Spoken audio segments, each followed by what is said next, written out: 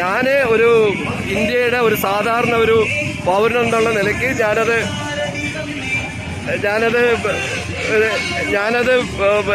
Channel വഴി ഞാനത് അറിയിക്കുകയാണ്, റിക്വസ്റ്റ് ചെയ്യാണ്. ഇത് റിക്വസ്റ്റാണ്. ഞാനൊരു സാധാരണ പൗരനെന്നുള്ള നിലയ്ക്ക് ഞാൻ ഹൈക്കോടതിയുടെ അടുത്തും ബഹുമാനപ്പെട്ട സുപ്രീം കോടതിയുടെ അടുത്തും പുതിയ നിയമം ഉണ്ടാക്കി വന്ന് ഇത് കംപ്ലീറ്റ് ബ്ലോക്ക് ചെയ്ത് ഏത് ഇന്ത്യയുടെ പ്രസിഡന്റ് മുതൽ പ്രധാനമന്ത്രി വരെ താഴോട്ട് വന്ന ആരായാലും റോഡ് ബ്ലോക്ക് ചെയ്ത് ഒരു പരിപാടി ചെയ്യാൻ പാടില്ല.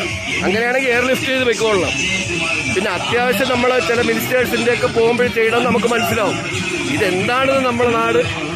ഇത് കേരളത്തിനകത്ത് കാണുമ്പോൾ സങ്കടം കൂടും. ഈ കേരളത്തിനകത്ത് കാണുമ്പോൾ എന്തുകൊണ്ട് സങ്കടം കൂടും? നമുക്ക് അത്രയും എഡ്യൂക്കേഷൻ ഇല്ലേ, നമ്മളത്രയും മുന്നേറിയില്ലേ?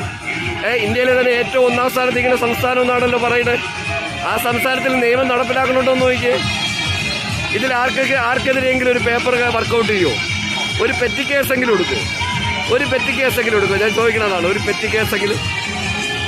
ഞാൻ ഒരു രാഷ്ട്രീയത്തിനും എതിരല്ല. രാഷ്ട്രീയമൊക്കെ നാട്ടിൽ വേണം, എങ്കിലേ കാര്യങ്ങൾ മുന്നോട്ട് പോകുള്ളൂ.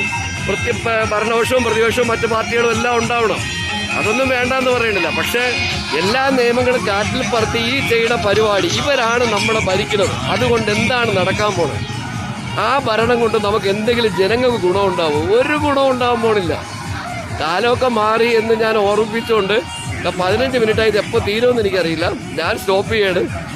പരമാവധി ഞാനിതാ പ്രേക്ഷകരുടെ മുമ്പ് കാണിക്കുകയാണ്. എൻ്റെ അഭിപ്രായം ഞാൻ പറഞ്ഞു കഴിഞ്ഞു. ഞാൻ ഒരു രാഷ്ട്രീയ പാർട്ടിക്കാരെ ഇതിനകത്ത് എതിർത്തിട്ടില്ല, മറ്റാരുടെയും ഒന്നിനുമല്ല. റോഡ് ബ്ലോക്ക് ചെയ്തിട്ടുള്ള ഒരു പരിപാടിയും ബഹുമാനപ്പെട്ട ഹൈക്കോടതിയും സുപ്രീം കോടതിയും ദയവ് ചെയ്ത് അനുവദിക്കരുതെന്ന് റിക്വസ്റ്റ് ചെയ്തുകൊണ്ട്. പിന്നെ നമ്മുടെ ലക്ഷക്കണക്കിന് അഡ്വക്കേറ്റുമാർ എന്തിനിരിക്കണം എന്ന് പറഞ്ഞില്ല. ഇതിനൊന്നും ഒരു പൊതു താല്പര്യ ഹർജി കൊടുക്കാൻ പോലും ഇവിടെ ആരുമില്ല. ഇനി ഞങ്ങളെ പോലുള്ളവരിൽ പൈസ ഇല്ല കൊണ്ടു കൊടുക്കാൻ. കാരണം 50-60 രൂപയാണ് ഒരു കേസ് രജിസ്റ്റർ ചെയ്യാൻ. പിന്നെ അത് ചുമ്മാ കോടതി കയറി ഇറങ്ങി ലക്ഷക്കണക്കിന് രൂപ വേറെ വേണം. അതിനൊന്നും നമ്മളെ കൊണ്ട് കാര്യം. ഇത് ആംബുലൻസ് പോവേണ്, ബ്ലോക്കഡാണ്. ഇതാ നോക്കിയേ, ഇത് ആംബുലൻസ് പോവേണ്. ഇതാ സ്റ്റക്കായി നിൽക്കുകയാണ്.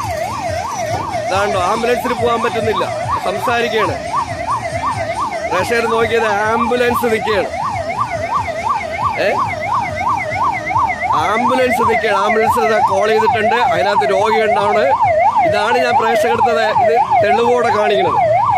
ഇതെന്താണ് നമ്മളെ നാട്ടിൽ നടക്കണേ? അതാ കേരള സർക്കാരിന്റെ ആംബുലൻസ് ആണ്. ആരെ രോഗിയെടുത്ത് പോവേണ്.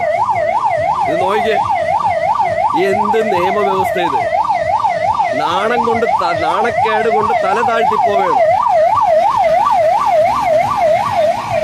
ഈ വണ്ടിയിൽ എപ്പോഴും കടന്നു പോകാനാണ്. ആ താളുണ്ട്, രോഗിയുണ്ട്. ഞാനതാണ് പറഞ്ഞത്, ചെയ്തോട്ടെ, വണ്ടിയെ വിട്ടിട്ട് ചെയ്യട്ടെ.